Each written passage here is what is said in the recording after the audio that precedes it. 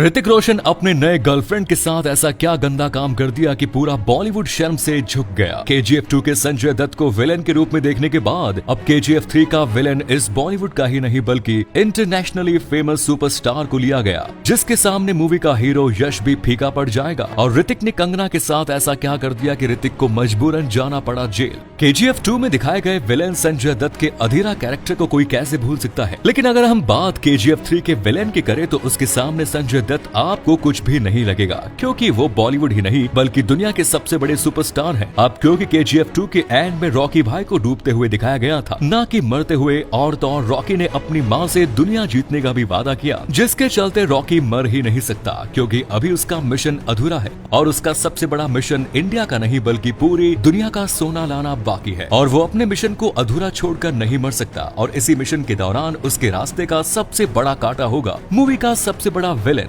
जिसका किरदार बॉलीवुड सुपरस्टार ऋतिक रोशन ही निभा रहे हैं। क्योंकि जब ऋतिक और KGF के डायरेक्टर से ऋतिक को विलेन बनाने को लेकर सवाल पूछा गया, तब उन्होंने इस बात को ना तो एक्सेप्ट किया और ना ही नकारा, और उल्टा ये भी बोल दिया कि लोग मूवी को लेकर कुछ सही चीजें कैस कर रहे हैं। अब KGF 3 को लेकर ऐसे रूमर्स है कि अक्टूबर के बाद इसकी शूटिंग स्टार्ट होगी, जिसमें ऋतिक रोशन लीड विलेन में नजर आएंगे, और 2024 के एंड तक इसे रिलीज किया जा सकता है। मगर इसी ऋतिक के अच्छे दोस्त आमिर खान की वजह से ऋतिक रोशन को होने जा रहा है करोड़ों का नुकसान। आमिर की मूवी लाल सिंह चड्ढा जो 180 करोड़ के बजट से बनी थी, मगर आमिर की पिछली फिल्म में हिंदू धर्म को लेकर मूवी बनाने और खराब कहानी के चलते ये मूवी मेकर्स के पैसे ली डूबी। इसी दौरान ऋतिक ने अपने पैर पर कुल्हाड़ी पटक ली और लाल सिंह चड्ढा के सपोर्ट में पॉजिटिव ट्वीट कर दिया, जिसके बाद ऑडियंस और बाइकॉट गैंग को ऋतिक का ये ट्वीट जरा भी पसंद नहीं आया, और इसी के चलते अब उनकी आने वाली फिल्म विक्रम वेधा को भी बाइकॉट ट्रेंड करने लगी है। मगर ऋतिक की एक्स वाइफ सुजैन खान से तलाक के बाद ऋतिक ने अपने से 12 साल छोटी लड़की को बनाया अपनी न्यू गर्लफ्रेंड। इन दोनों के प्यार का खुलासा खुद उस लड़की ने किया है, जिसने अपने एक इंस्टाग्राम पोस्ट पर ऋतिक द्वारा किए गए कमेंट का रिप्लाई देते हुए उन्हें स्पेनिश में माई लव लिखा, जो उसके और ऋतिक के रिश्ते को साफ दर्शाता है। रूमर्स थे कि ऋतिक और इस लड़की की मुलाकात एक डेटिंग ऐप पर हुई, लेकिन खबरें हैं कि दोनों ट्विटर पर मिले थे, जिसके बाद दोनों वेकेशंस पर विदेश भी गए। और आपकी जानकारी के लिए बता दूं कि इस लड़की का नाम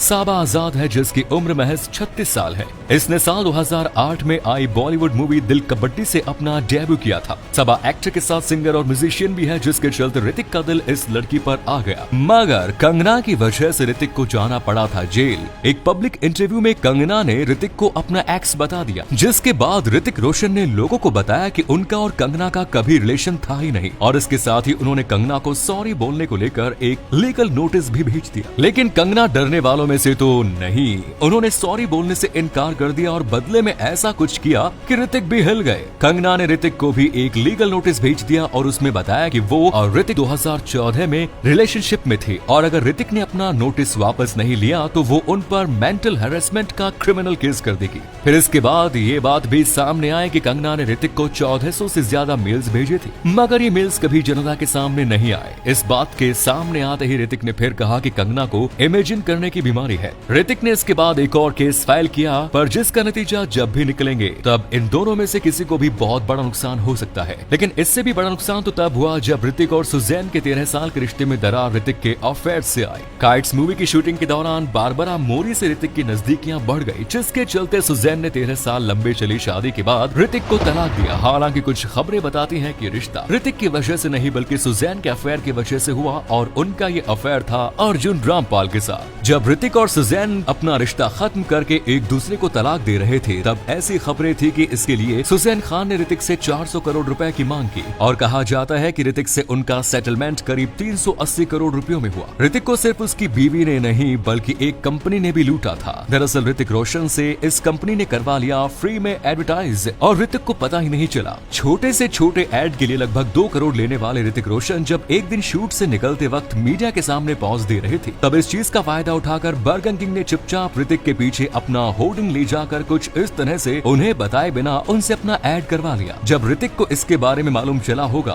तब उन्होंने बर्गर किंग पर केस किया होगा, पर असलियत ये नहीं, क्योंकि ऋतिक और उनकी टीम ने ऐसा कुछ नहीं किया। और मोस्ट शॉकिंग बात तो ये निकल कर आई कि ऋतिक और बर्गर किंग ने जानबूझकर इस तरह का ऐड शूट करवाया ताकि इससे बर्गर किंग को तगड़ा प्रमोशन मिल सके। अब इसी प्रमोशन के दौर में साउथ के एक्टर्स कर रहे हैं बॉलीवुड को कंगाल। दरअसल साउथ के एक्टर्स को मिलने वाली ब्रांड डील्स में 3 गुना इजाफा हुआ है, जिसका सीधा नुकसान बॉलीवुड स्टार्स पर पड़ रहा है, क्योंकि रीजनल से निकलकर पूरे इंडिया में फेमस हो चुके साउथ सुपरस्टार को ये डील्स बॉलीवुड स्टार से ही छीन कर दी जा रही है। एक समय था जब कोक, रेड बुल, KFC जैसे बड़े बड़े ब्रांड्स की डील्स बॉलीवुड स्टार्स के पास होती थी, पर अब ये सारी डील्स अकेले अल्लू अर्जुन के पास है। बॉलीवुड अभिनेत्रियों को मिलने वाली डील्स पर भी धीरे धीरे साउथ एक्ट्रेसेस का कब्जा होता जा रहा है, क्योंकि अब किंगफिशर और बोट की ब्रांड डील रश्मिका और मिंत्रा और मंच की ब्रांड डील समांथा के पास दिखाई जा रही है कि बॉलीवुड की अब खत्म होती जा रही है। लेकिन इन बॉलीवुड एक्ट्रेस में से कैटरीना कैफ और आलिया भट्ट ने शेयर मार्केट में खूब सारा पैसा कमाया। 2018 में जब कैटरीना ने 2 करोड़ रुपए न्याक्का कंपनी में इन्वेस्ट किए, तब खुद उन्होंने भी नहीं सोचा था कि महज 3 साल में उनको 22 करोड़ रुपए का रिटर्न मिलेगा।